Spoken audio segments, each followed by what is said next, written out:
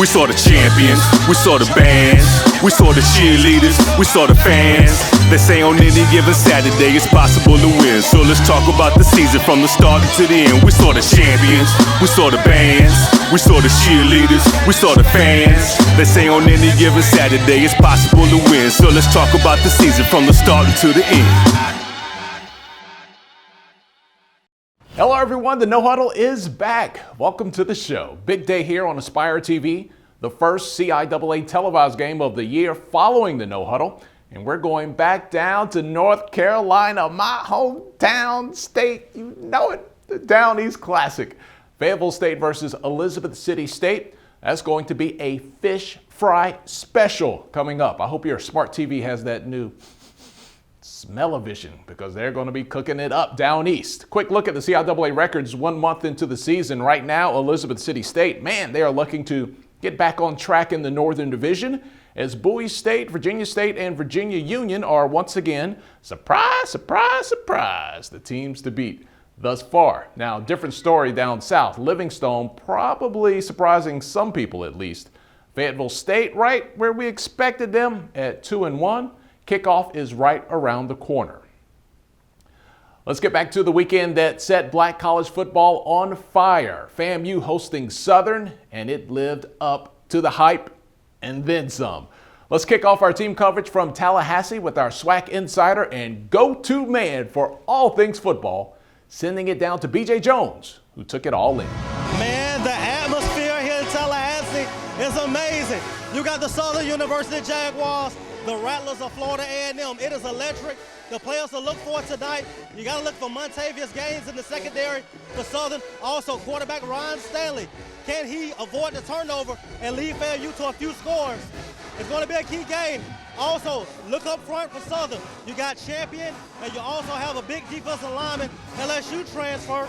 So it's going to be interesting to see how the offensive line stacks up against Southern's defensive line. When they found out that Southern came to town, let me tell you what happened. The lightning flashed, the thunder roared, and everybody went, oh my God, who is that? That's the mighty, mighty Jaguars. Hey, this Rattler town here. We all family, though. We all family, though. It'd be a wonderful thing if all black athletes come back to HBCU. You heard me? Before that was SEC, before that was ACC, that was what? HBCU. What's the recipe for the ultimate black college football experience?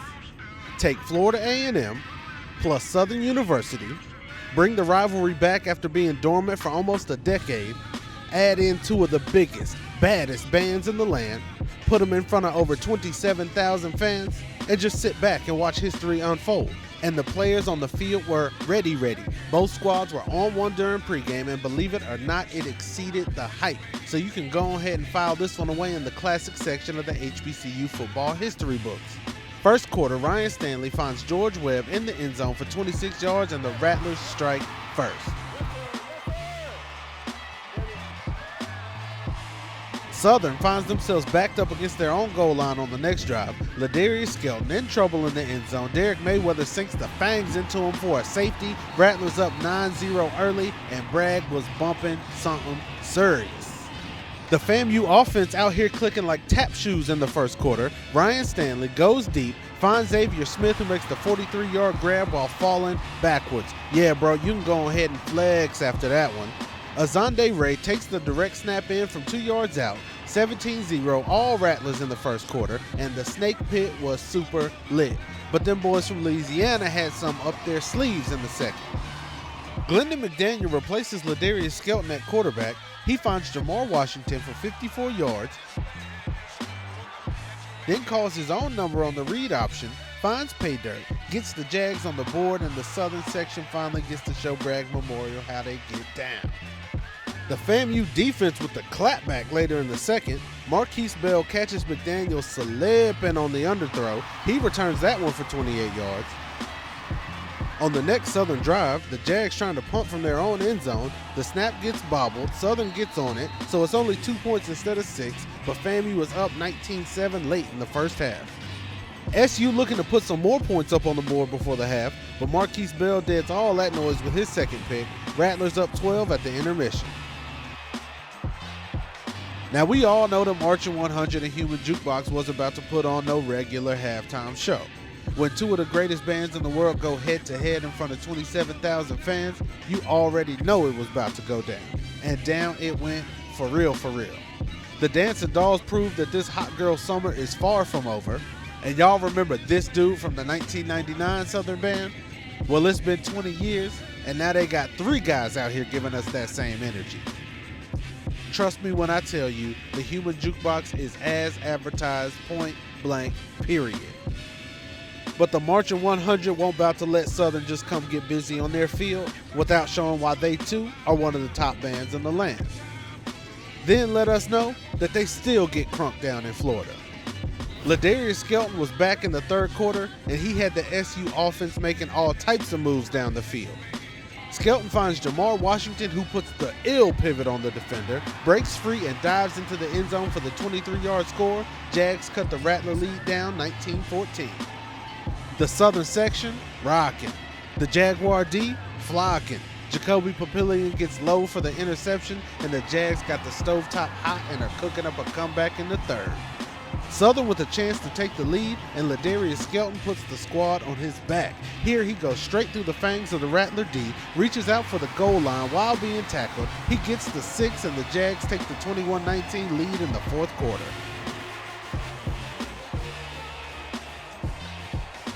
But nothing seems to faze this guy, Ryan Stanley. Backed up against his own end zone, he finds Xavier Smith for 42 yards, then finds Smith again for 17 yards. It looks so good they might as well run it back. Ryan Stanley, Xavier Smith, 17 yards. This one for the go-ahead touchdown with just over 3 minutes left to play, and the FAMU fans are all the way turned up.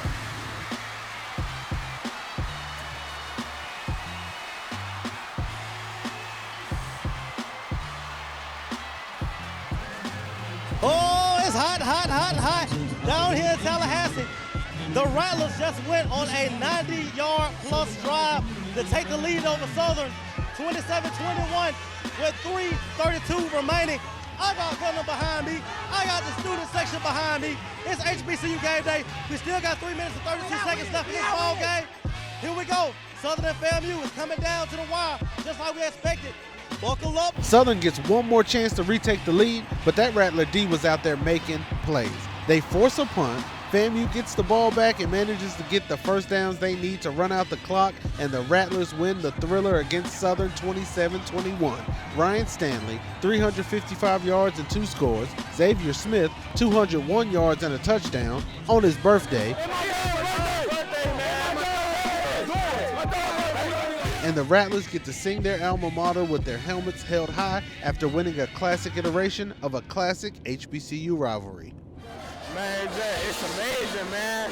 The crowd, man, it's just amazing, man. FAMU Rattler Nation got the best fans, man. It feel good. Well, it's a final here in Tallahassee. The Rattlers prevail. They take the win over Southern University, 27-21. In a game that was electric. The atmosphere here in Tallahassee was amazing. Amazing atmosphere. You had FAMU to jump on Southern quickly. Southern to fight all the way back to take a 21-19 lead.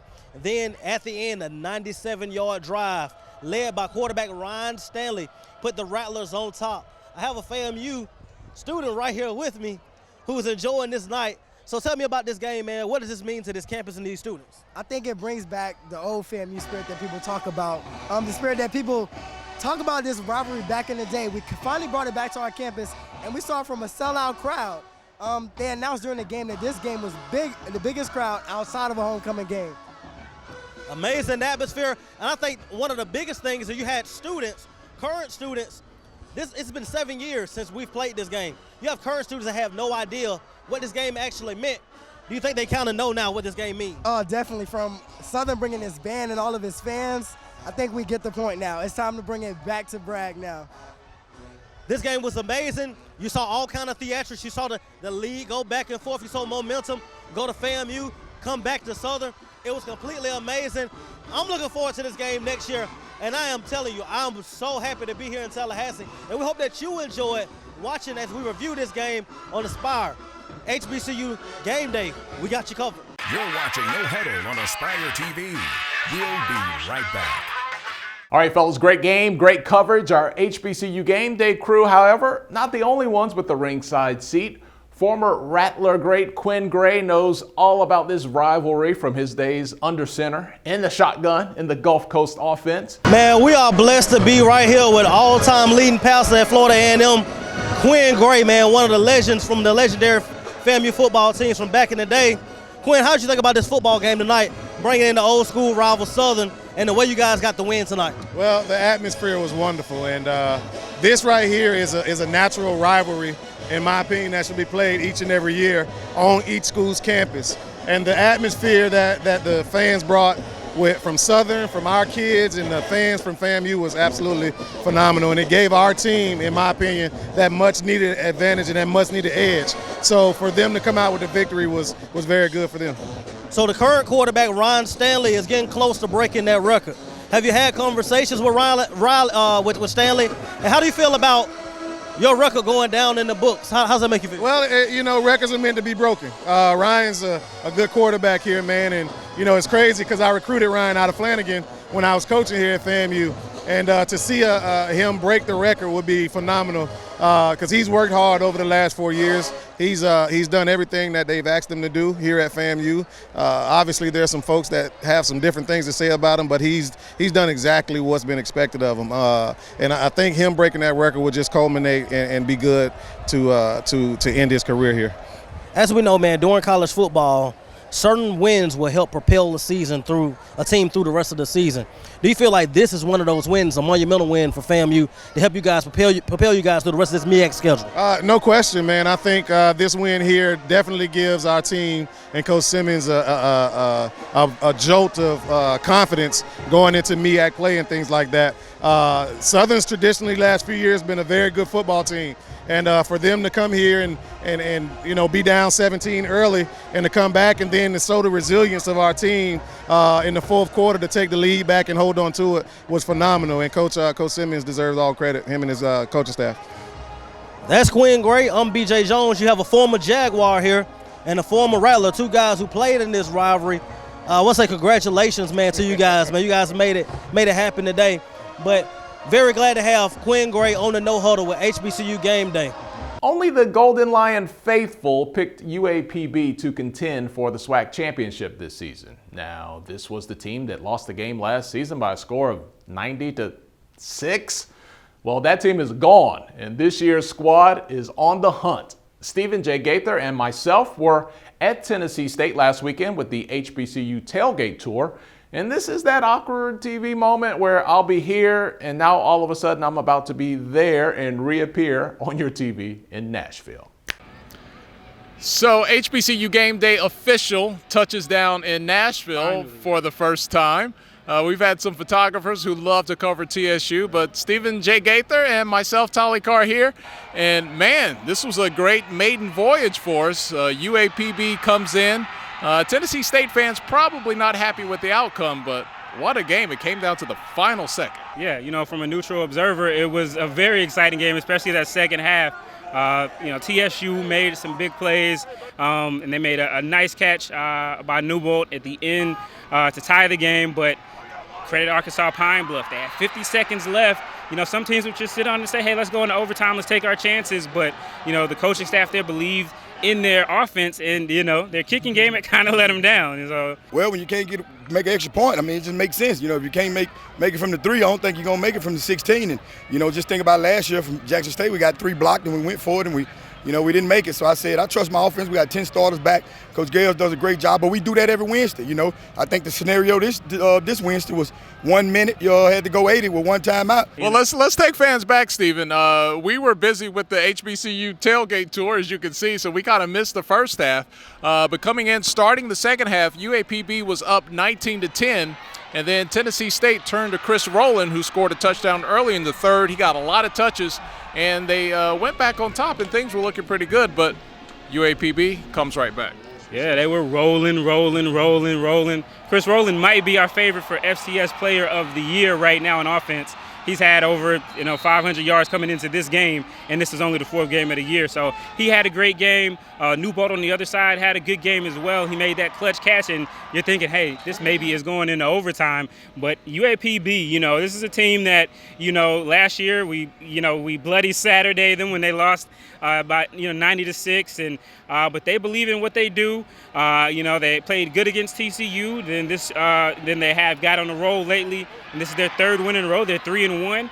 And they're an exciting team to watch in the SWAC heading in this year. We talk about the East and how there may be some contenders there, but hey, Southern, Grambling, Prairie View, you might have to watch out for. You definitely have to watch out for University of Arkansas Pine Bluff right now. Well, as I've said for the last couple of weeks, all season really, this is not your daddy's Golden Lions. It was a beautiful scene again as a neutral observer. Jeremy Brown making the go-ahead and winning touchdown. His time expired. He was mobbed by his teammates and his coaches. And after the game, both he and his coach talking about some very serious tones of being in contention for a SWAC championship. We're doing everything right. We didn't cut no corners. We didn't cheat. We took out 90-6 and we grew from it. And now by doing all that and doing the right things and putting a good product out and playing hard, still wasn't our best football. But I think now you can win when you play bad as long as you do the right thing. So I'm just proud of and testing the fortitude that them young men. We was 0 for 4 in the last 4 years, and we wanted to make sure the seniors went out with a bang. So we got some seniors that can say I did beat Tennessee State. Hey, we working every day. We trying to get this SWAC championship. So who knew that game was going to be a thriller? But we all expected that Alcorn State and Prairie View would light it up. And the 45-41 Alcorn win on the reservation gave everyone their money's worth.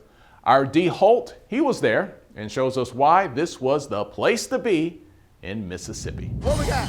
What we got? Hey, hey, hey, hey. And now welcome the reigning SWAC champions, Alcorn State University Prairie.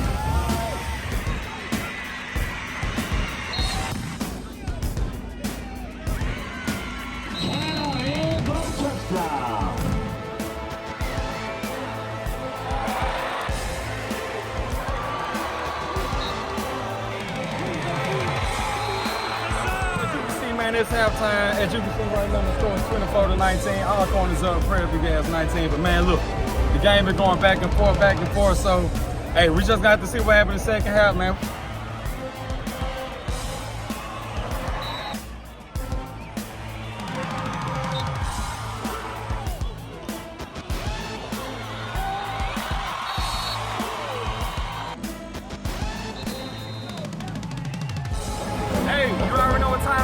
Look, we got a game going on, man. Alcorn just scored. The band is live. The crowd is live. Hey, we get to the 4th quarter, baby. It's do or die right now.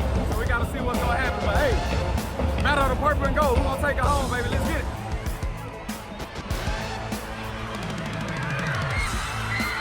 Man, look, we got 45 seconds left in the game. Alcorn 38, Prairie View 41. As you can see, Brave almost about to score. The crowd is getting ready. We pump, man. Look, we about to see what happens. You hear the band? They about to get crunk. They about to go down. Game time, baby. Yes, sir, baby. Yes, sir, baby. Hey, raise up. Oh, no, Brave Nation. They rowdy.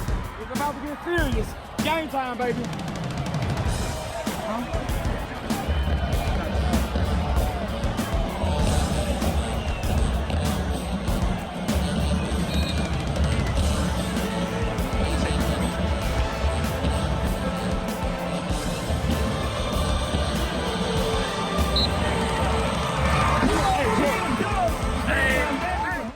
The Down East Classic just minutes away. Welcome back to the No Huddle here on Aspire TV. That game following this broadcast. Now, if you've never been to Rocky Mount, North Carolina for a taste of HBCU culture, well, let me set the table for you.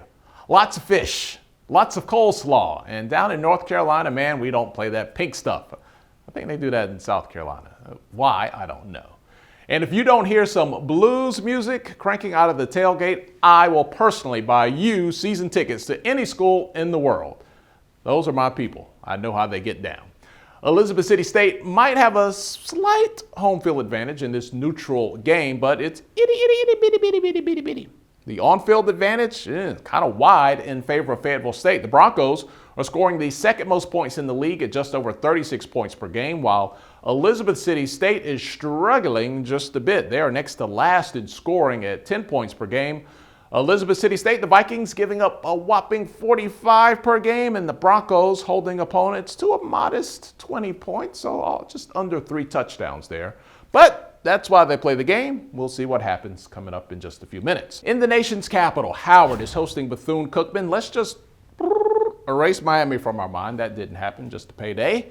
And BCU is looking pretty good this year. Howard may be getting back on track after a slow start. They got the win over Delaware State last weekend.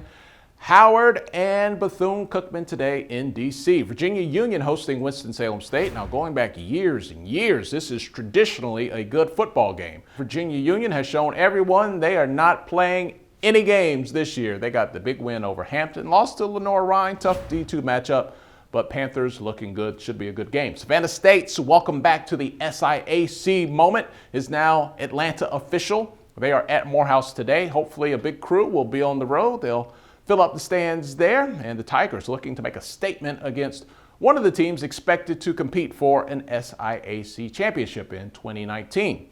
The State Fair Classic, Dallas, Texas, not much hype needed there. This is the State Fair Classic. It is also Grambling and Prairie View. Grambling lost to Alabama State last weekend. We didn't see that one coming.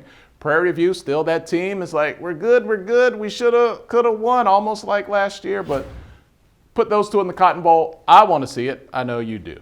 Back to the Golden Lions. I'm going to say their whole entire name. The University of Arkansas at Pine Bluff is tearing it up this year. Coming off the last-second win against Tennessee State, they are now hosting Southern. Today, a win over the Jaguars would grow a little more hair in that mane. The Jaguars, of course, wanting to get their face back a little bit after losing to FAMU last weekend. Played good, just came up a little short there.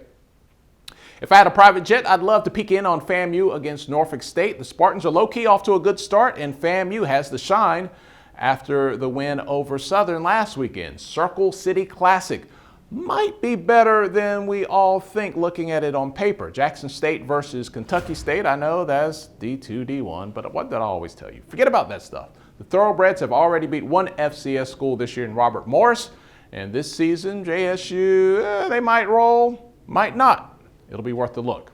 That's how our Saturday looks. It should be a good one, folks. We are ready for Week 5. The Down East Classic is coming up next on Aspire TV. For the entire team here at HBCU Game Day, I'm Tolly Carr in Atlanta. Enjoy your weekend, and we'll see you soon.